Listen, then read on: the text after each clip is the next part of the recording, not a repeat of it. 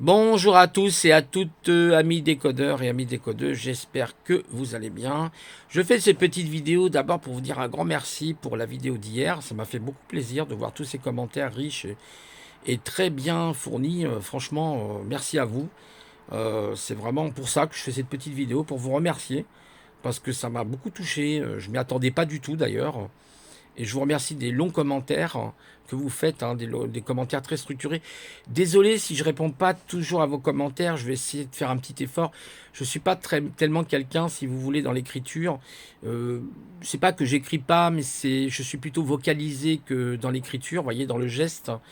Et donc, je fais des efforts, j'essaye de m'améliorer. Je suis pas forcément et jamais été très bon en écriture, même à l'école, j'avais souvent des difficultés.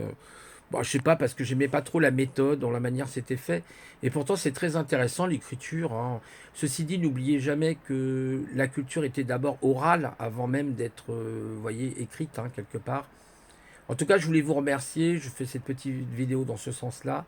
J'espère avoir apporté des réponses, hein, voilà, aux personnes qui se posent des questions. Malheureusement, c'est dommage, j'ai oublié de vous adjoindre la 5G, qui est quand même un phénomène aussi, on va dire, actuel, hein. J'essaie de me mettre un peu le mieux possible. Vous voyez ces nuages un peu là, si vous pouvez me dire ce que vous voyez, on dirait un ovni là. C'est vrai qu'il y a des formes bizarres, hein, des fois dans les nuages. J'ai toujours, quand j'étais petit, j'aimais toujours bien regarder les nuages. Quelle était la descriptive des nuages? Moi j'aime bien.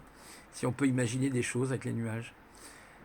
Et donc ces nuages qui viennent d'un autre monde, hein, quelque part, hein, c'est un peu le monde onirique, le monde du rêve, un petit peu quelque part, vous voyez. En tout cas, oui, la 5G, qui est un problème, hein, qui peut être une technologie intéressante, mais en même temps dangereuse aussi, hein, pour l'humain. C'est toujours pareil, hein, c'est fait dans quel but? Comme disait Louis Fouché, vous savez, ce docteur qui disait, en fait, la technologie n'est pas là réellement pour nous servir, elle est peut-être là plutôt pour nous asservir. C'était étonnant d'entendre ça de la part. D'ailleurs, j'ai un petit peu révisé ma position par rapport à ça, justement. Voilà, j'ai trouvé ça intéressant, sa position. Il disait qu'en fait, quand vous avez un téléphone portable, bah oui, vous pouvez communiquer avec, comme je le fais en ce moment. Je peux filmer, je peux prendre des photos, c'est fantastique, hein. On peut faire plein de choses, et c'est vrai, il faut le reconnaître. Mais en même temps, l'objectif premier n'était-il pas plutôt de vous espionner, vous voyez? Ce qu'il disait, en tout cas, le docteur Fouché, Louis Fouché, hein, qui travaille à l'Institut du IHU de Marseille, avec le docteur, justement, Raoul, un très très bon docteur Fouché. Franchement, c'est une personne, j'aime beaucoup ce jeune, vraiment incroyable.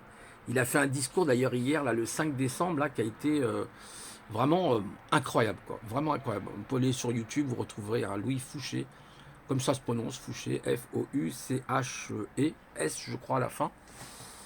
Louis, voilà, comme Louis, comme tous les Louis. Personne très intéressante, Louis Fouché. Voilà, je voulais dire un grand merci, c'est une petite vidéo, hein, qui dure pas trop longtemps. Donc posons-nous la question, hein, aussi sur la 5G, parce que c'est vrai qu'hier j'en ai pas trop parlé, j'ai un petit peu dit tiens c'est dommage, j'aurais dû rajouter un peu ça, la 5G qui risque effectivement d'être une problématique. Sachez qu'en tout cas je crois, d'après ce que j'ai pu entendre, en parlant justement de communication, les zones rurales, il risque d'y avoir des zones rurales qui vont être coupées en décembre et ne pas avoir le réseau internet, donc ça risque d'être embêtant par rapport justement à cette fameuse 5G qui n'ont peut-être pas tout, enfin le déploiement se fait petit à petit, mais bon, ça risque d'être dangereux tout ça, encore une fois de plus, avec les vaccins, le contrôle, hein, les vaccins, les nanotechnologies. Vous voyez, tout ça c'est lié, hein. Tout ça c'est lié. On sent quand même qu'il y a des liens, hein. On est en plein roman de George Wells, même, je dirais même d'Aldous Huxley, le meilleur des mondes, hein, avec cette manipulation génétique par les vaccins ARM, donc acide ribonucléique messager, hein, qui est là pour modifier nos gènes. Donc je suis désolé, d'ailleurs c'est pas moi qui le dis, hein. Il y a même la grande gynécologue, là, comment ça s'appelle? Gynécologue, n'importe quoi, généticienne, désolé pour les gynécologues, je vois pas le rapport. Oh là, j'ai vraiment bifurqué là, je vois pas le rapport avec la gynécologie. Non, non, la génétique plutôt, excusez-moi, c'est peut-être parce que j'ai trop mangé, je ne sais pas, c'est le dimanche. Non, non, la grande généticienne Alexandra Claude Danton, quelque chose comme ça, qui explique bah, la dangerosité, justement. Elle dit d'ailleurs ce ne sont pas des vaccins, ce sont plutôt des thérapies génie, hein, c'est du génie génétique, hein, voilà. Donc on ne sait pas qu'est-ce que ça peut bien faire tout ça avec la 5G déployée, vous voyez. Tout ça c'est lié, le grand reset, la 5G, les vaccins. Il n'y a pas besoin d'être complotiste pour faire un lien. Je veux dire, tout de suite on est un complotiste. Non, c'est des liens évidents. On sait d'ailleurs, Louis Fouché a parlé justement du brevet des nanotechnologies dans les vaccins. C'est pas moi qui le dis, c'est un docteur. Vous voyez, c'est pas moi qui le dis. Et il dit c'est tout à fait faisable. Et c'est même pas tout à fait faisable, c'est faisable. Hein. Il aurait des preuves a priori, hein, donc il sait de quoi il parle. Aujourd'hui, je rappelle hein, quand même qu'une nanoparticule, c'est voilà, c'est tout petit, hein, c'est 10 puissance moins 9 hein, quand même, hein, donc c'est milliardième de millimètre. Donc c'est vraiment minuscule. Donc on peut très bien injecter ça par le moyen aussi de la nourriture. Il y a différentes techniques, mais le vaccin en fait partie, je pense. Voilà, donc c'est ce que je voulais vous dire. En tout cas, merci pour vous, merci pour vos commentaires, merci pour les pouces. J'essaye de donner le meilleur de moi-même. Voilà. Et je vous souhaite eh ben, un bon dimanche, écoutez, hein, voilà, un bon petit dimanche.